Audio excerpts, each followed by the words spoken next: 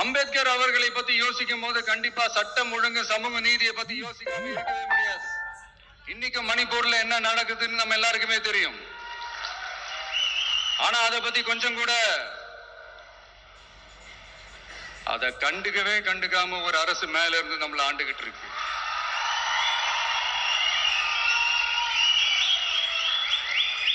சரி, அங்கதான் அந்த அரசு அப்படி இருக்குன்னா இங்க இருக்கிற அரசு எப்படி இருக்கு?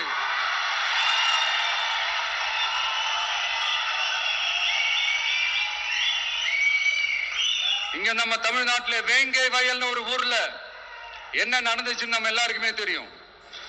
சமூக நீதி பேசுற இங்க இருக்கிற அரசு அதுக்கு எந்த விதமான ஒரு நடவடிக்கை எடுத்த மாதிரியே எனக்கு தெரியலையே. இவ்வளவு காலங்கள் தாண்டி, இத்தனை வருஷங்கள் தாண்டி ஒரு துரும்ப கூட கிள்ளி போடலையே. அதுதான் இதெல்லாம் இன்னைக்கு அம்பேத்கர் அவர்கள் இன்னைக்கு பார்த்தாருன்னா வெக்கப்பட்டு தலை குனிஞ்சு போவார்ல. கரெக்ட், நம்ம நடக்கிற பிரச்சனைகள், நடக்கிற கொடுமைகளுக்கு எல்லாம் நம்ம குரல் கொடுக்கணும்.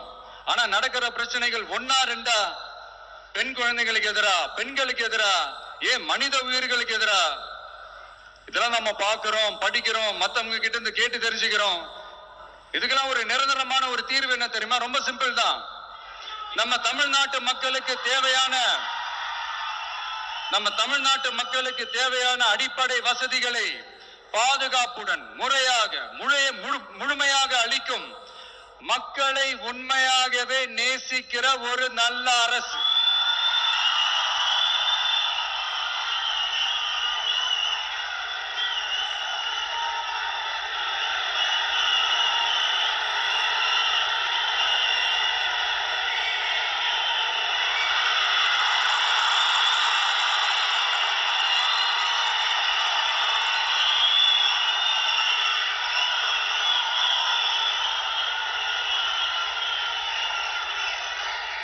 அதான் சொன்னேன், இது அமைஞ்சிட்டாலே போதும். அதான் ரொம்ப சிம்பிள்னு சொன்னேன். அதனால இங்க டெய்லி நடக்கிற பிரச்சனைகளுக்கு சம்பிரதாயத்துக்காக ட்வீட் போடுறதும், சம்பிரதாயத்துக்காக அறிக்கை விடுறதும், சம்பிரதாயத்துக்காக நானும் மக்களோட மக்களா இருக்கிறேன்னு காட்டிக்கிறதும், சம்பிரதாயத்துக்காக மழை தண்ணியில நின்று போட்டோ எடுக்கிறதும்,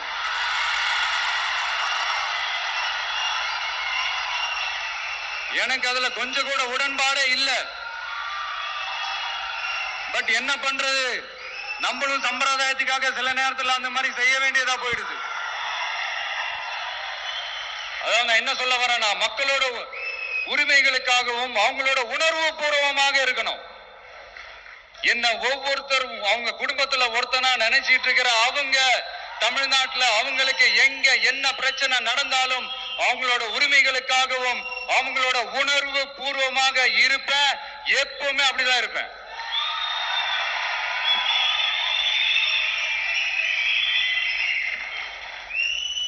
மக்கள் உணர்வுகளை மதிக்க தெரியாத, மக்களுக்கு அடிப்படை சமூக நீதியான பாதுகாப்பை கூட உறுதி செய்ய இயலாத, கூட்டணி கணக்குகளை மட்டுமே நம்பி இருமாப்புடன் 200 வெல்வோம்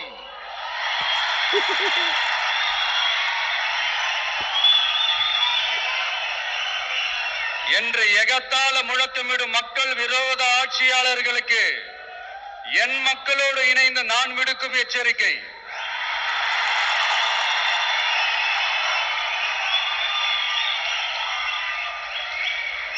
நீங்க உங்களோட சுயநலனுக்காக பல வழிகளில் பாதுகாத்து வரும் உங்கள் கூட்டணி கணக்குகள் அனைத்தும்